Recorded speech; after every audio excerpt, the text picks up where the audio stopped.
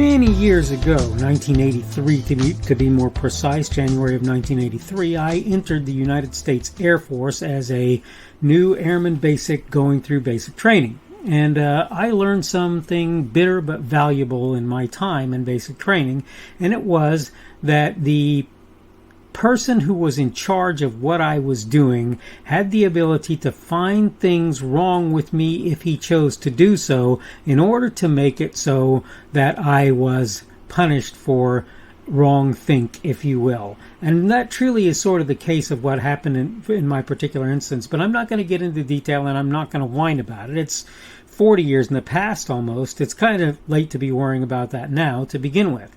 But the point is that I did something to one of the other trainees that I really shouldn't have done. I was wrong for doing it, but I was actually, quote, recycled, that is, put back into another flight as a result of doing that. Now, of course, looking back on that now, that's pretty ho-hum. It's not a big deal. But at the time, it was a heartbreaking experience for me, I'll just tell you. And you may think that that's silly of me, but I was a kid at the time, and so it's not really surprising. My point about this is, though, because I was an enemy of the person, the drill instructor, the training instructor in this instance, I became a target, and as a target, they actually took on an investigation over nothing, essentially. And they had found easy, convenient, discreet ways to affect their ends, I'll put it that way. But the point is that today I want to talk on the daily summation of the subject of investigating nothing, and I thought that was a good sort of opener to explain sort of what I'm talking about. This is, by the way, the daily summation. I'm from Kurt's Religion and Politics. I'm your host. I'm Kurt. Today is Monday, the 8th of November of 2021. Welcome to everyone who's here on Rumble, on the podcast, and on YouTube. And remember, the subject for today is going to be investigating nothing. I don't think you'll have a hard time remembering that, but that is what we're going to be talking about.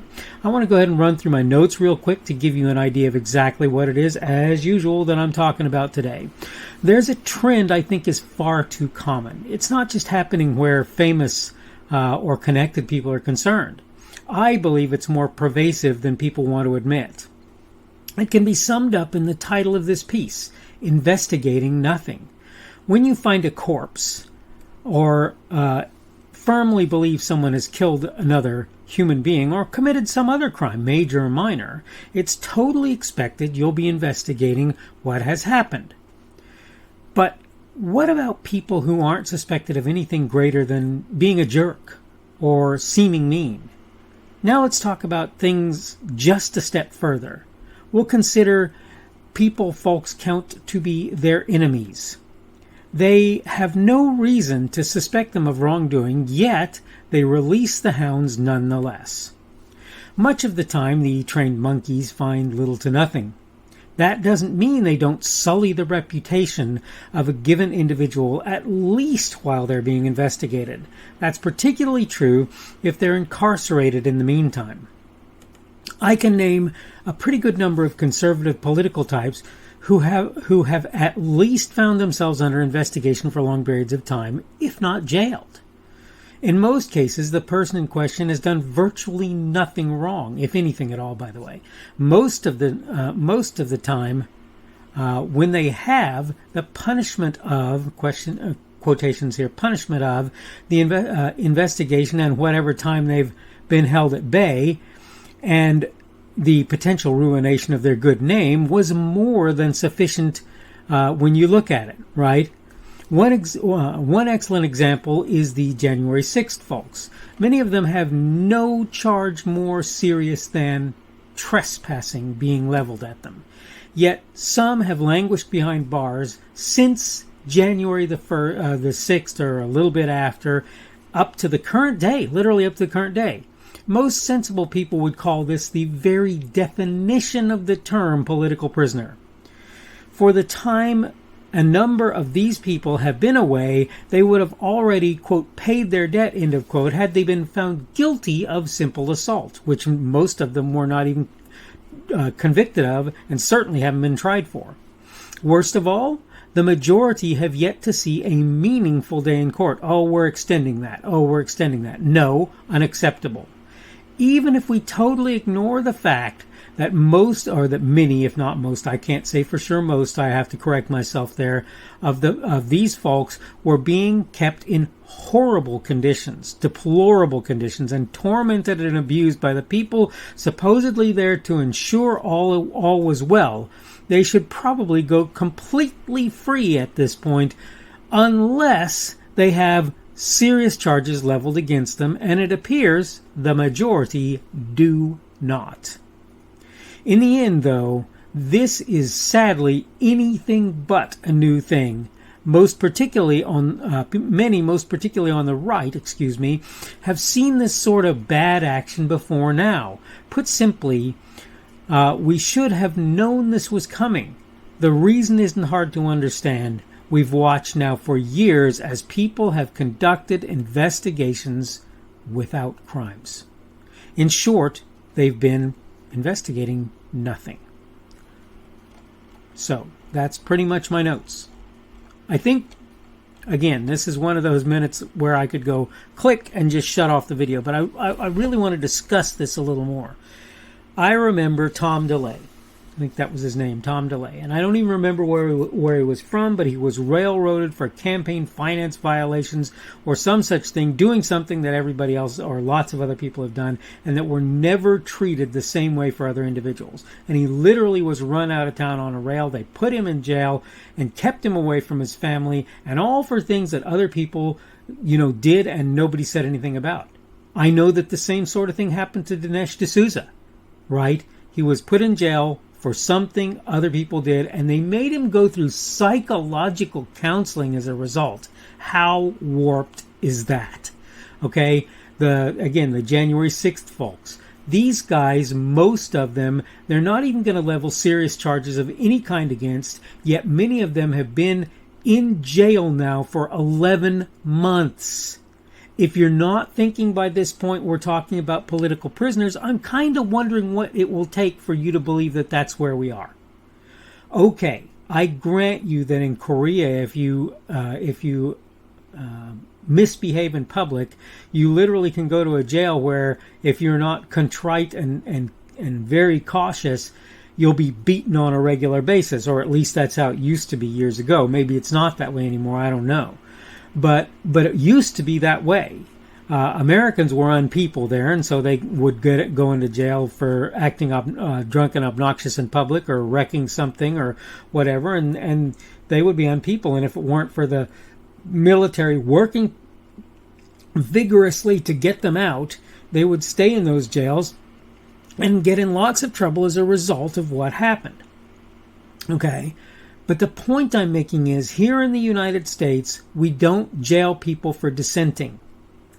Look, I would say that as a rightist, that a lot of the people on the left, I'm not even a rightist, by the way, I'm center-right. I'm almost centrist, but I'm center-right, okay? I would say that most of the people on the left would be considered dissenting when it comes to how they responded and reacted to the things I believed, and that I would be dissenting to them. If I were in a position of authority, you can rest assured that unless they did things they were not supposed to do and things that were illegal, they would not find themselves in a jail cell for potentially months with no real charges being leveled against them. I'm sorry, no. That's inappropriate, that's improper. I may consider them wrong. I'll be honest with you, I may even consider some of them to be kind of stupid. Not all of them, not by any means all of them, but some of them, right? Just like you might with some of the people on the right if you were a leftist. But even so, they have the right to speak their mind, and as I heard somebody say recently, that, and this is something I've said any number of times, I want them to do that because it helps me to know. In fact, it was a congressman or a senator, I don't remember now, senator I think, but said that I want them to speak their mind because I want to know what they're thinking. I want to know what they're thinking. But the point here is simple. You don't investigate people who you have no charges against to find out whether or not you can find some crime that individual has committed that you can hang around their neck like an albatross. This is not how life is supposed to work in this country. If you don't have a crime, you don't have reason for an investigation. And again, suspected crime. It doesn't even need to be an absolute proven crime. It just needs to be one you think has happened and that you think they might be responsible for. Okay, I need to go ahead and wrap this up. This is a daily summation from Kurt's Religion and Politics. I'm your host. I'm Kurt. Today is Monday, the 8th of November of 2021. That means tomorrow will be Tuesday, the 9th of November of 2021. Marching ever closer toward the weekend, and we've only just begun the week, so things are traveling along quite quickly, as you might have imagined. Thank you for everyone who's been here on Rumble, on the podcast, and on YouTube. Remember, if you want to watch my stuff, I prefer that you use Rumble to do that for a number of reasons. I know that some people don't really care for it as well. I like it, and I would prefer that you did that. Obviously, you don't have to. If you wish to give me a positive feedback on Rumble, you can hit the boxing glove or the plus sign, and that will do that. If you want to give me a negative feedback, if you feel the need to, you can give me a minus on Rumble. You can give me a positive feedback on YouTube, hitting that thumbs up, which is essentially a like, or give me a negative feedback if you want by hitting the thumbs down, which is a dislike for all intents and purposes. Remember that if you comment on any platform where I actually post my stuff, I will do everything that I can to look at your comment and try to understand where you're coming from, and then if I feel like it's an appropriate thing, respond to what it is that you're saying. The subject for today has been investigating nothing, and tomorrow we're going to talk about something interesting. I entitled the piece Failing to Learn, and let me just tell you that might not be what you think it is. I'm actually saying something about the idea of failure as a learning mechanism. Hope you're having a good day today. Hope everything is going well for you, and hopefully we will see you again on Tuesday's edition of the Daily Summation from Kurt's Religion and Politics.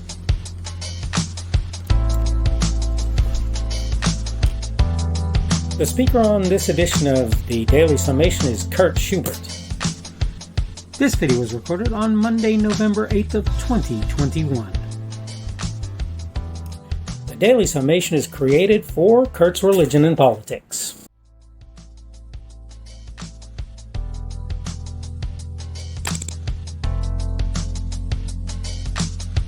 Thanks for watching this edition of the Daily Summation from Kurt's Religion and Politics. I hope you found it entertaining or instructional, or maybe both.